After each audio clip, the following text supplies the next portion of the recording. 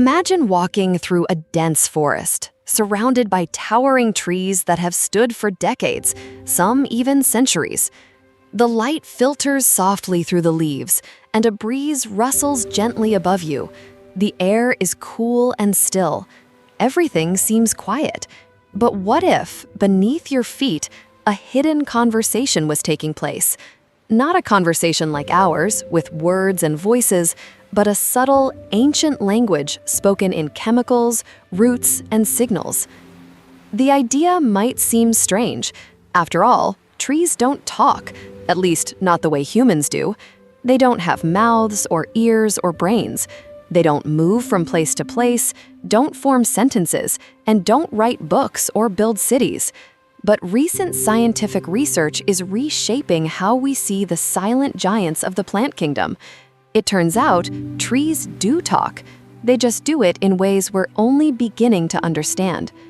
The heart of this discovery lies in something called the Wood Wide Web, an underground communication network made possible by a type of fungus known as mycorrhizal fungi. These fungi live in the soil and attach themselves to the roots of trees, forming long, thread-like connections that stretch for meters, even kilometers, beneath the forest floor. In exchange for sugars provided by the trees, the fungi help absorb nutrients from the soil. But their role doesn't stop there. They also act as messengers, transmitting chemical signals between trees.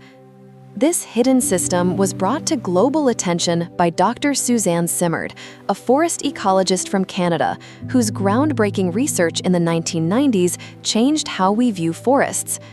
Through experiments using radioactive tracers, she was able to prove that carbon and other compounds could move from one tree to another through underground root and fungal networks. But even more surprisingly, the trees didn't just share at random. They sent more nutrients to younger trees, to relatives, or to those in distress. In effect, they were choosing who to help. These discoveries were nothing short of revolutionary. For the first time, science had real evidence that forests weren't just collections of individual trees competing for sunlight and resources. Instead, they were interconnected communities capable of cooperation, communication, and even what some researchers call a kind of social behavior.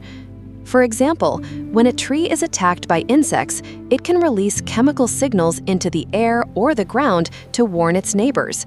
These signals trigger nearby trees to produce defensive compounds, making their leaves taste bitter or toxic to pests. Some trees even release gases like ethylene that travel through the air, alerting others to danger. One well-known case is the acacia tree in Africa. When giraffes begin eating its leaves, the tree quickly releases ethylene gas, prompting surrounding acacias to produce tannins, a chemical that makes their leaves unpalatable. The giraffes, in response, often move upwind to find unalerted trees. And it's not just defense.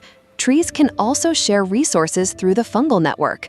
For example, a large, healthy tree with plenty of sunlight may send sugars to a nearby sapling struggling in the shade.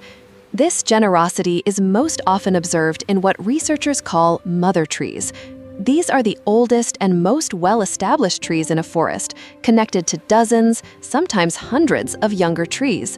They play a central role in the forest ecosystem, helping seedlings establish themselves and survive harsh conditions.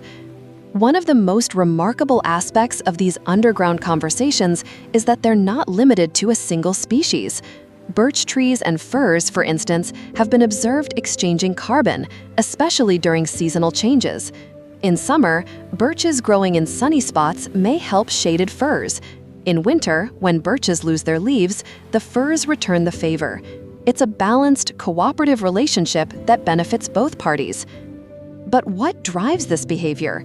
Trees don't have brains or nervous systems. They don't think or feel in the human sense. Yet they seem to know when to help, whom to help, and how much to give.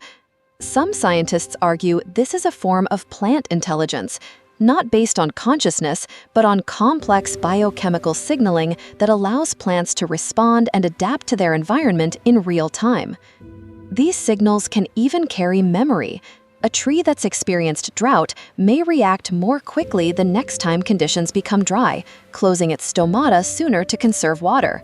Similarly, a tree that's been attacked by pests might ramp up its chemical defenses faster if the same threat returns. This isn't memory in the way humans experience it, but it's a form of learned response, a biological adaptation based on past events. And the sophistication doesn't stop there. Some plants can recognize their relatives. Studies have shown that certain trees allocate more resources to genetically related saplings than to unrelated ones.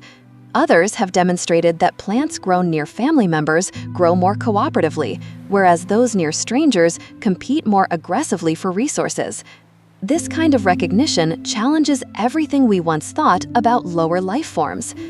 Even grasses, often overlooked in the hierarchy of plant life, display remarkable behavior. Some emit chemicals that prevent other species from sprouting nearby, a survival tactic known as allopathy. Others strengthen their cell walls after repeated trampling, adapting to the pressure of footsteps and animal grazing. The more we learn, the more it becomes clear plants are not passive.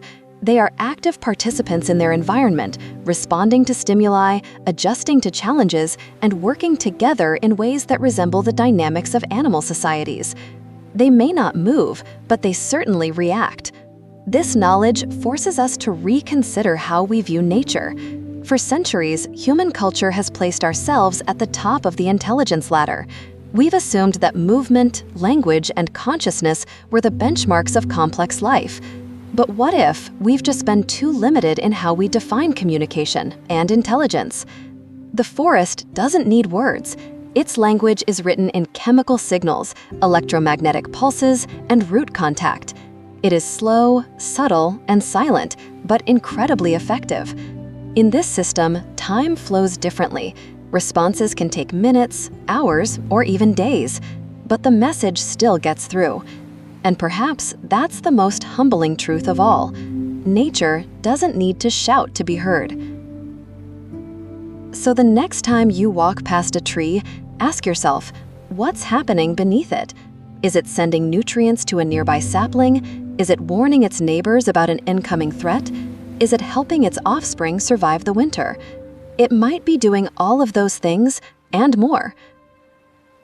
You might not hear it, but that tree may be whispering to the forest. Have you ever stopped to wonder what it's saying? If this story made you see trees in a different light, follow Wiseuse, because the more we listen, the more we'll understand that nature has always had a voice. We just forgot how to hear it.